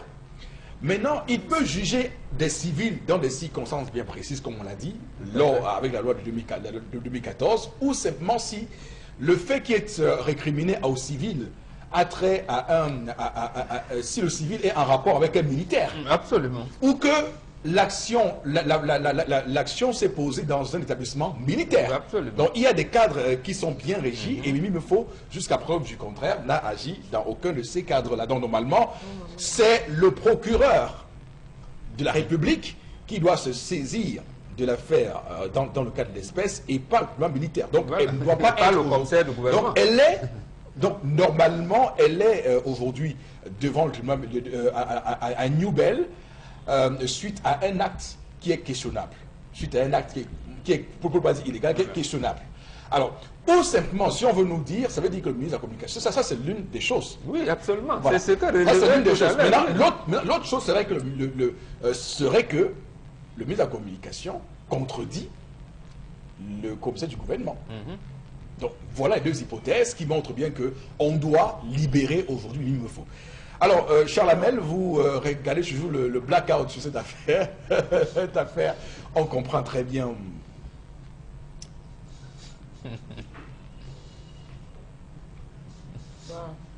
Voilà. Karine Sonti, on va continuer. Voilà, la deuxième information de la presse ce matin des réseaux sociaux, c'est que la presse a rendu hommage à Mimi Mefo ce matin et les quotidiens comme Nouvelle Expression, Mutation et Le Messager. En ce qui concerne la Nouvelle Expression, c'est une image bouche cousue intitulée Musulman qui réveille les Camerounais. En ce qui concerne Mutation, il s'agit d'un vent de terreur sur les journalistes entre Mimi Mefo et Joseph Olinga du journal Le Messager. En plus de cela, les vagues de soutien se multiplient sur la toile. Alors bon, Bengan, il faut dire que il faut le dire. Est-ce que le gouvernement est surpris par le large écho que fait cette affaire Mimi Mefo? Et c'est peut-être cela qui a poussé le ministre de la Communication à la faute hier en publiant ce communiqué et en s'immisçant dans une affaire qui est devant la justice. Absolument. Oui. Absolument. Le gouvernement est surpris.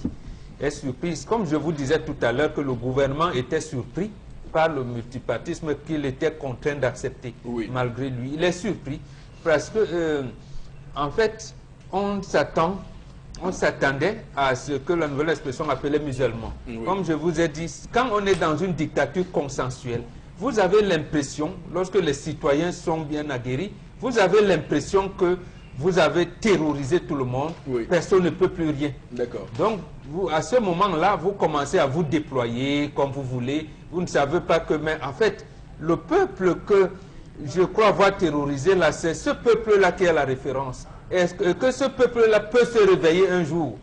Et c'est ça qui a surpris tout le monde. Et c'est la même chose qui s'est passée en 2008. Lorsque le chef de l'État n'a rien compris, il vous dit non aux apprentis sorciers. Les apprentis sorciers, quoi? Le peuple vous dit nous avons faim. Puisqu'on a commencé à dire depuis longtemps que nous avons faim, vous n'avez rien compris. Donc la même chose, le gouvernement, la presse notamment, a accompagné le gouvernement, ce qui est une bonne chose, dans la lutte contre Boko Haram. Tout à fait. La même presse avait accompagné le gouvernement pour le problème de Bakassi. Et maintenant, là, le problème de la crise du nord-ouest et du sud-ouest se pose.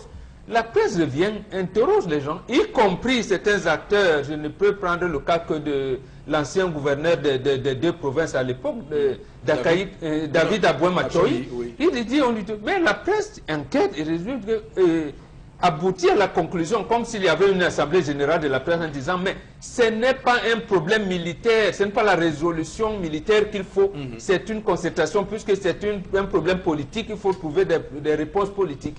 La presse est donc restée calme. On a pensé à un moment donné que non, c'est qu'il n'y a plus rien, on ne peut plus rien. Et la presse devient encore plus professionnelle en couvrant l'élection présidentielle. Vous avez vu dans presque tous les médias, tout le monde est resté, on donnait la possibilité, sauf aux médias publics, mais les médias privés, parce que Charles Hamel attire notre attention sur les relations entre le pouvoir de la presse privée. La presse privée est restée professionnelle des temps de manière équilibrée information. Ça donc fait croire au gouvernement que mais ces gens-là, nous les avons terrorisés, ne peuvent plus rien.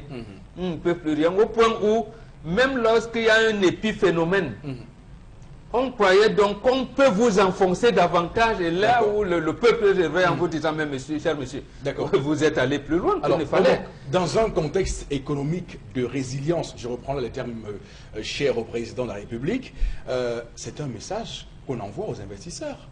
C'est-à-dire que là, le Cameroun est en train de plonger dans un climat qui va faire fuir les investisseurs, qui vont... Absolument. Les conséquences sont pas seulement politiques, mais clairement économique. Absolument. Puisque le chef de l'État, dans ce discours, il a parlé des partenaires au développement. Et ces mêmes partenaires-là, les Nations Unies, l'Union Européenne, la France, le Commonwealth, la francophonie dit organiser un dialogue, dialoguer avec les gens, ils ne comprennent pas. Ça veut donc dire, le Sud-Ouest par exemple, qui est le plus grand bassin de production de cacao. C'est également là où il y a le siège de la Cameroon Development Corporation, qui est le deuxième employeur du Cameroun après l'État. Ça veut dire que le gouvernement ne comprend rien du tout. Ouais, parce que aujourd'hui, il y a de nombreux investisseurs qui sont en France, qui lisent cette affaire Mimefo et qui se rendent compte qu'au Cameroun, justement, la presse est ainsi brimée. C'est une image que le Cameroun ne peut pas montrer. Si le Cameroun veut attirer des investisseurs, là où on est à la croisée des chemins de notre économie en zone CEMAC, on devrait normalement permettre aux investisseurs d'avoir une bonne image du Cameroun. Mais là, on est clairement dans quelque chose qui va nuire à l'image du Cameroun. Qui va nuire dangereusement à l'image du Cameroun. Et je ne sais pas quel confrère a titré en disant que le nouveau septennat commence mal. Oui. Effectivement, il commence mal. Quelqu'un a dit à votre suite que ce n'est pas le septennat des grandes opportunités, mais le septennat des grandes arrestations et incarcérations. Oui, pour quand quelqu'un dit ça, oui, c'est autre chose. Ça veut absolument dire qu'on commence vraiment très mal. Je rappelle que Reporters sans frontières a d'ailleurs écrit là-dessus, et de plus en plus on voit les organismes internationaux comme l'Union européenne, au Cameroun, qui a également réagi en faveur de Mimefo. C'est pour dire que là, clairement, on envoie un mauvais message, un mauvais signal à nos partenaires au développement qui souhaitent venir au Cameroun, qui souhaitent investir au Cameroun, mais qui aimeraient investir dans un pays qui réprime avec autant de force ces journalistes. Oui, or, et c'est ce même pays qui n'offre pas de garantie d'investissement. C'est un pays qui n'associe pas les milieux économiques dans l'élaboration des politiques économiques de son pays. C'est un pays qui bâillonne la presse. C'est un pays où les gens ne vont pas à l'école. C'est un pays où vous avez vu le cas de Maître Nguini qui voulait s'immoler dernièrement parce qu'un investisseur n'a pas. Donc c'est un pays où la justice ne peut même pas rendre une bonne justice. Et c'est un pays où il y a 2 ans, le chef de l'État a réuni lui-même les investisseurs du monde entier en leur disant venez chez moi, un terre d'attractivité. Voilà. Et ils se rendent compte que, mais attendez, depuis 2 ans, personne n'est jamais venu. Donc, mais quel est ce pays-là? Ils vont se tourner ailleurs. En tout cas, je rappelle que le classement Doing Business de la Banque mondiale sur le climat des affaires est tombé il y a quelques jours. Le Cameroun encore a perdu 3 places.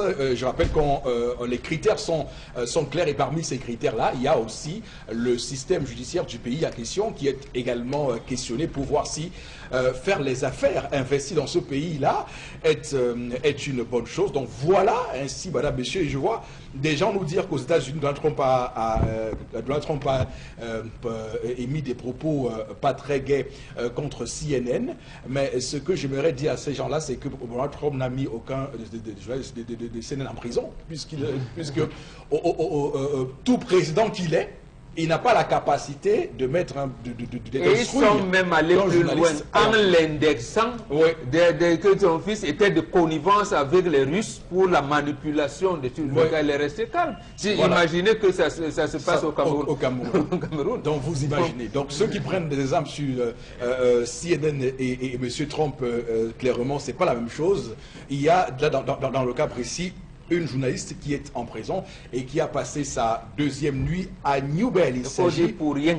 Voilà, de notre, puisque tout le monde, tous ceux qui font le métier nous disent clairement que là, dans cette affaire, il y a des choses à se reprocher.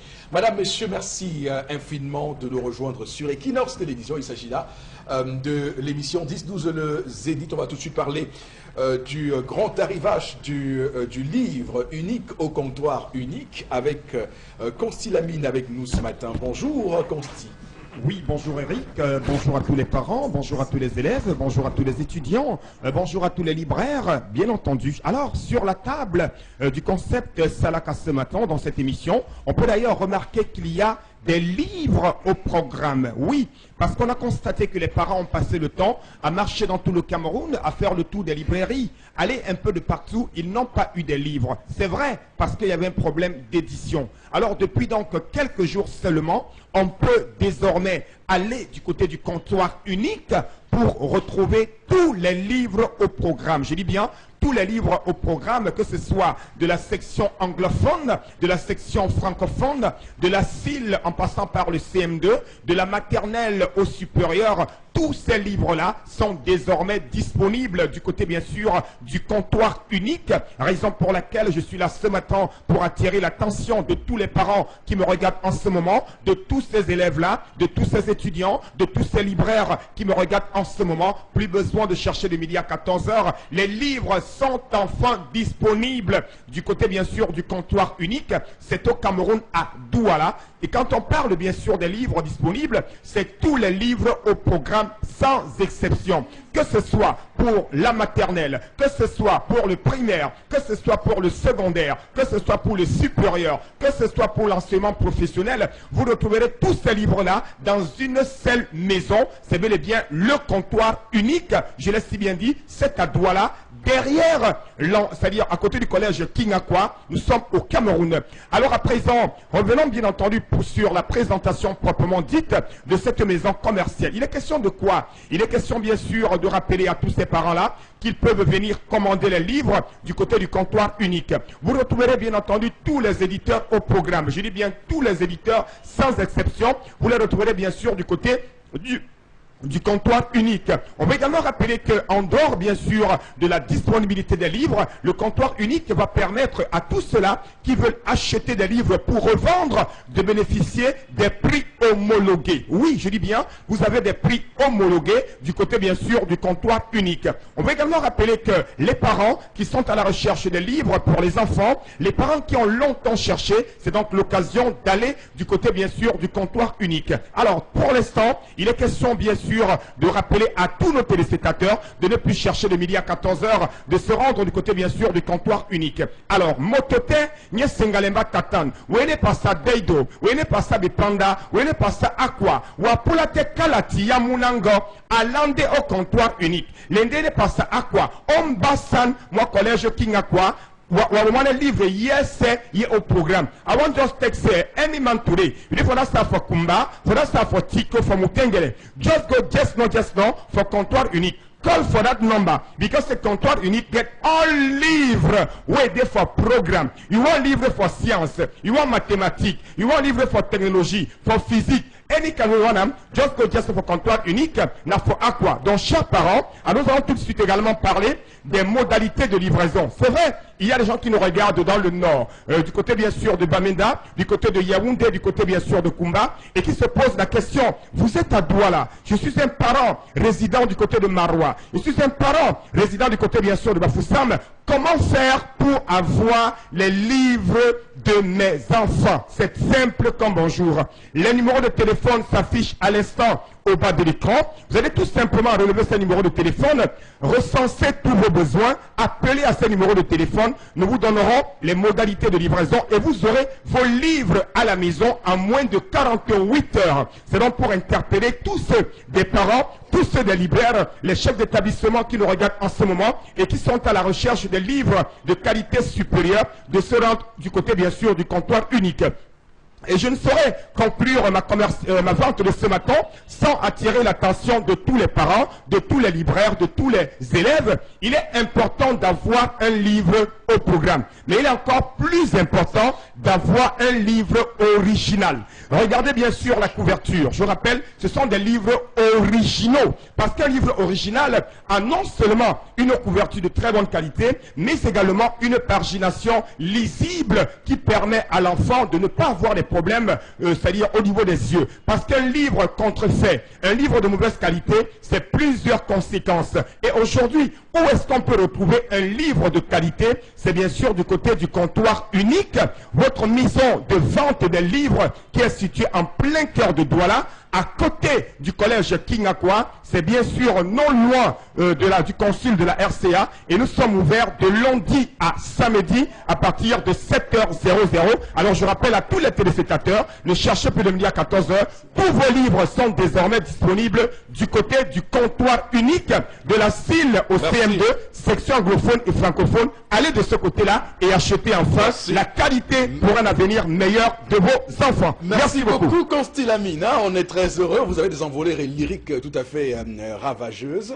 On va tout de suite prendre quelques messages, mesdames et messieurs, que vous nous envoyez sur, à propos des sujets que nous développons sur ce plateau et Karine Santia va se charger de nous les rendre. Cette situation me fait très mal, comme si c'était ma sœur. Ce gouvernement nous montre vraiment où est-ce qu'on va le suivre au lendemain de sa prestation de serment, de la prestation de serment du président de la République. Courage à vous, Mohamed Bepanda. Je crois que l'arrestation de Mimi Mefo avec pour motif de délit de fausses nouvelles est une mascarade. Apparemment, le gouvernement veut que la presse privée soit toujours avec lui et jamais contre lui. Ça, c'est Roméo qui écrit. C'est vraiment déplorable la situation, les situations que vivent les journalistes dans ce pays. C'est de trop. Combattons ces injustices. Courage à Mimi. Au sujet de Mimi Mefo, le Cameroun est un pays où la liberté de presse est plutôt théorique et quand tu tentes de pratiquer, ça prend la tête. Je prie les autorités compétentes de bien vouloir la libérer car son arrestation n'est pas fondée. Là, c'est Armi Chadini qui nous écrit. Merci beaucoup.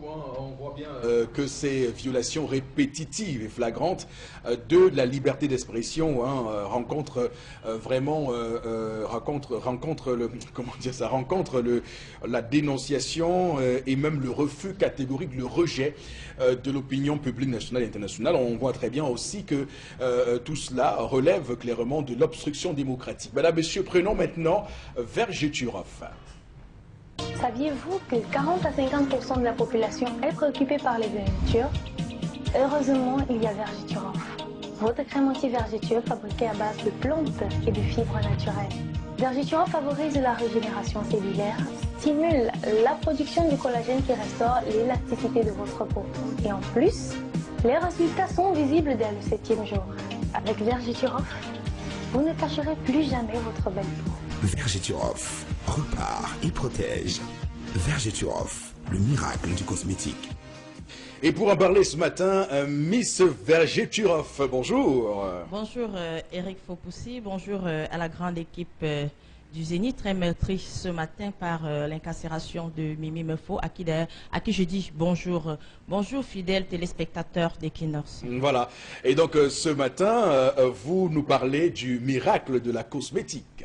Alors ce matin, je viens réitérer mes propos. Vous qui souffrez des vergetures, vous qui avez longtemps souffert des vergetures, vous qui avez passé le temps à acheter des crèmes X, Y dans des parfumeries, dans des pharmacies, dans des grandes surfaces, vous qui avez du mal à aborer des démembrés, vous qui avez du mal à vous rendre à la piscine en maillot de bain, eh bien terminez vos soucis, terminez vos angoisses, car Miss Vergeturov a mis pour vous sur le marché une véritable panacée pour lutter efficacement contre vos vergetures. Et donc, c'est quoi Vergeturov? Alors, Vergeturov, c'est simplement cette crème miracle faite à base de plantes, de fibres, d'élastine et de collagène qui élimine efficacement les vergetures sur l'ensemble du corps. En plus d'éliminer efficacement les vergetures sur l'ensemble du corps, elle favorise la régénération cellulaire. Elle hydrate en profondeur et elle nous protège au quotidien contre les radicaux libres. D'accord. Et quels sont quel est son mode d'emploi et la fréquence d'utilisation? Alors, aussi simple, pour utiliser Vergeturov, il vous suffit simplement de nettoyer la zone à traiter, prélever à l'aide d'une spatule pour éviter le rancissement du produit, appliquer sur les vergetures comme une peinture à doigts, masser, frotter jusqu'à obtention d'une sensation de chaleur, preuve que le produit a effectivement pénétré. Répétez d'ailleurs l'action 1 à 2 fois par jour après un bain minutieux de la zone à traiter. D'accord. Et quelles sont les recommandations à respecter pendant l'utilisation de Vergeturov? Alors, très important, lors de l'utilisation ou alors pendant l'utilisation de Vergeturov, ne l'associez pas aux produits éclaircissants. Mettez un stop aux produits éclaircissants, aux corticoïdes, encore appelés dans nos quartiers Jansan. Appliquez uniquement Vergeturov sur la zone à traiter. Même pas de produits hydratants sur la zone à traiter. Appliquez uniquement Vergeturov pour un résultat optimal. Son prix et sa particularité. La particularité de Vergeturov, c'est son efficacité qui n'est plus à prouver. Il coûte 6 500 francs. Je répète, 6 500 francs. Et donc, point de vente et contact pour terminer? Alors, nous restons dans le marché de Douala. Oui. Marché Norbassi, parfumerie Marie-Yvette. Marché Dakar, parfumerie Varencia. Marché Koulouloun, parfumerie Éclat de Lune. Marché Mopi, parfumerie Ziwan. Marché New Dedo, parfumerie La Différence. Marché Granga, parfumerie mondiale. Les points de vente étant si nombreux, appelez-nous simplement au 694 88 84 57, 694 88 84 57 ou le 680 00 28 28, 680 00 28 28 ou tapez simplement Vergeturov sur notre page Facebook. D'accord. Merci beaucoup, Miss Vergeturov. Merci Eric. Voilà. Saviez-vous que 40 à 50% de la population est préoccupée par les vergetures? Heureusement, il y a Vergeturov, votre crème anti-vergeture fabriquée à base de plantes et de fibres naturelles. Vergeturov favorise la régénération cellulaire, stimule la production du collagène qui restaure l'élasticité de votre peau. Et en plus, les résultats sont visibles dès le 7e jour. Avec Vergeturov, vous ne cacherez plus jamais votre belle peau. Vergeturov repart et protège. Vergeturov, le miracle du cosmétique.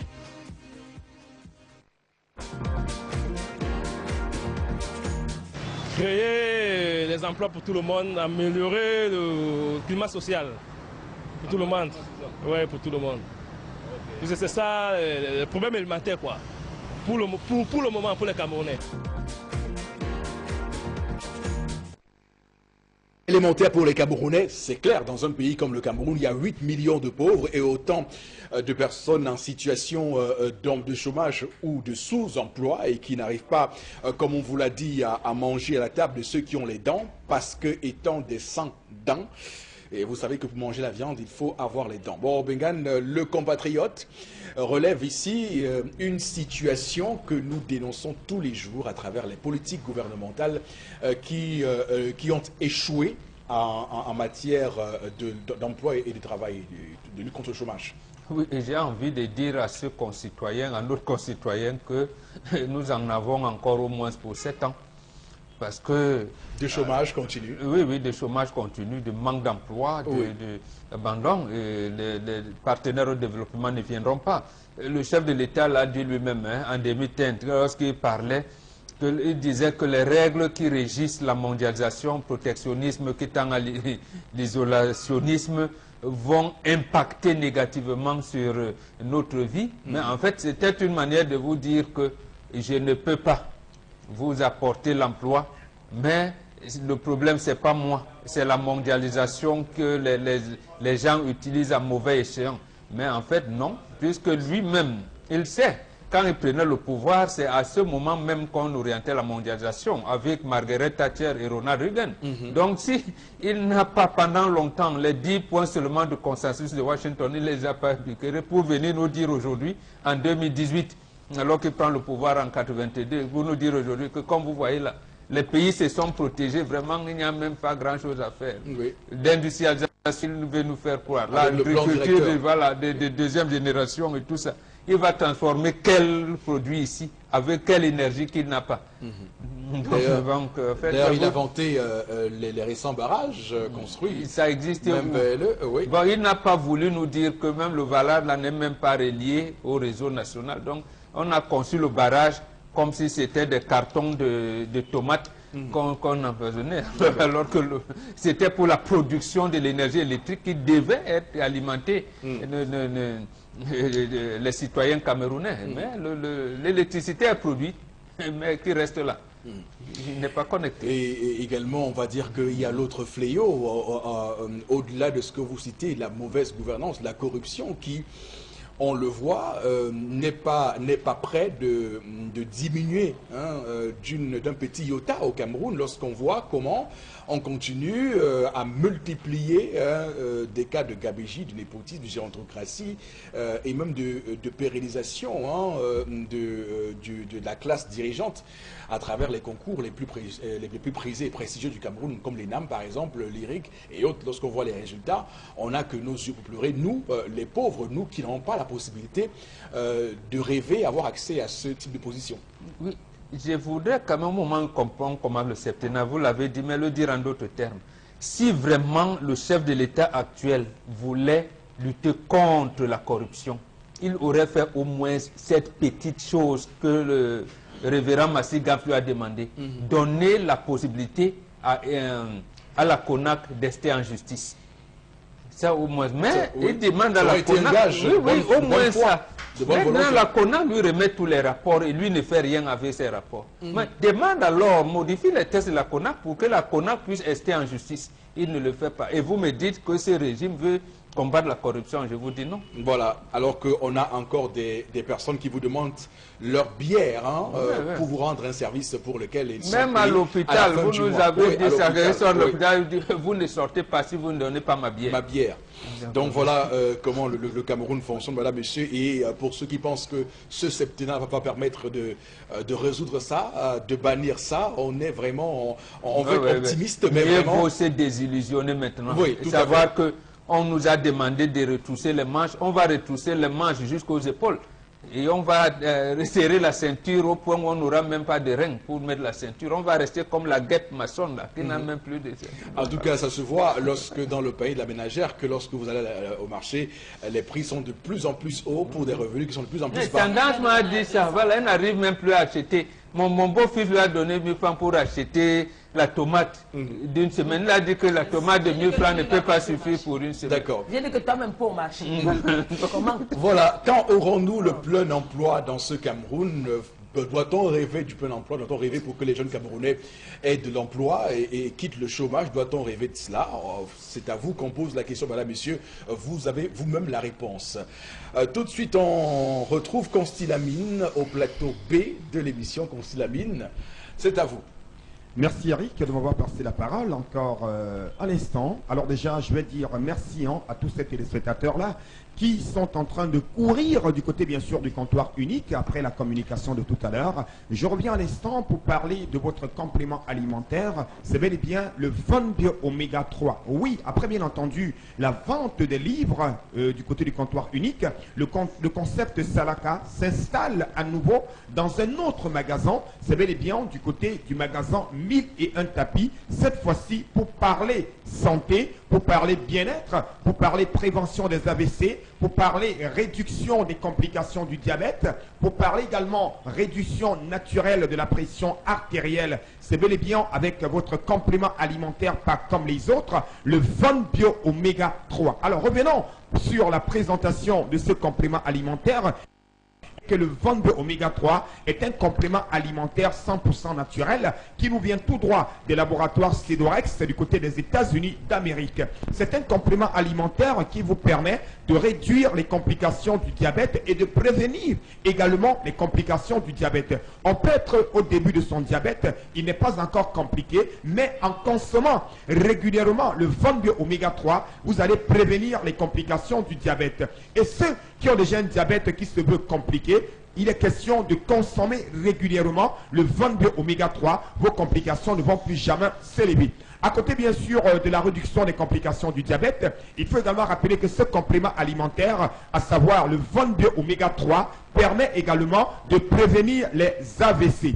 Les AVC sont dehors, comme dit quelqu'un. Les AVC sont dehors. Donc, pour prévenir les AVC, il est question de consommer régulièrement le Von Bio Oméga 3. Ceux qui ont les problèmes d'articulation, ceux qui ont les problèmes de rhumatisme, ceux qui ont les problèmes de crampes, retenez que le Von Bio Oméga 3 est un élément qui vous permet, bien entendu, d'être à l'abri des rhumatismes, des problèmes de crampes, des problèmes d'articulation, parce qu'il permet d'assouplir vos articulations. Il permet également de réguler le taux de cholestérol dans le sang, de réduire naturellement la pression artérielle, mais également de permettre de prévenir cette maladie liée au vieillissement, notamment l'Alzheimer.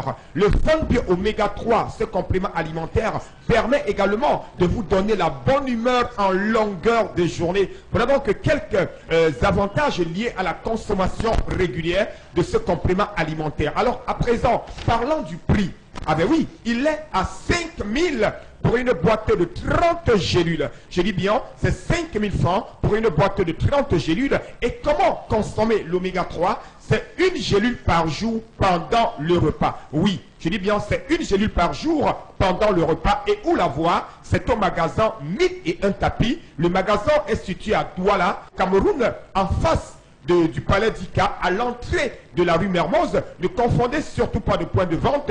Le seul magasin reconnu par les Américains, par les laboratoires Cedorex, c'est bel et bien le magasin 1001 tapis du concept Salaka. C'est dans ce magasin que vous achèterez votre complément alimentaire tous les jours, de lundi à samedi. Et ceux qui n'ont pas le temps de venir au magasin, c'est comme d'habitude, hein, chers clients, vous connaissez le principe, vous appellerez à nos numéros de téléphone, vous passez vos commandes et nous nous chargerons de livrer à domicile votre complément alimentaire. À côté bien sûr du Von Bio Oméga 3, on a également cette lotion. Ah ben oui, ce lait de toilette, il est non seulement parfumé, il est médical. Il est médical pourquoi? Parce qu'il permet de protéger la peau des diabétiques, de la nourrir, de la régénérer, bien entendu, et ça coûte 6 000 francs seulement, cette lotion uniquement pour les diabétiques. Oui, ceux qui ne sont pas diabétiques n'ont pas droit à ce lait de toilette. C'est un lait de toilette qui est réservé uniquement pour les diabétiques. Par contre, le Von Bio Oméga 3, tout le monde peut consommer le Von Bio Oméga 3 à condition, bien entendu,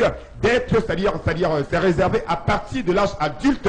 On peut consommer le Von Bio Oméga 3, ce complément alimentaire qui prévient les AVC, qui réduit les complications du diabète et qui vous permet de sourire davantage. Parce que le sourire, quand on est en bonne santé, on peut sourire comme on veut, on peut sauter comme la tisse parce qu'on est en bonne santé. Et aujourd'hui, être en bonne santé, c'est bien entendu consommer régulièrement le Von Bio Oméga 3, votre complément alimentaire. Les modalités de livraison, appelez, vous serez livré. Merci beaucoup. Merci beaucoup.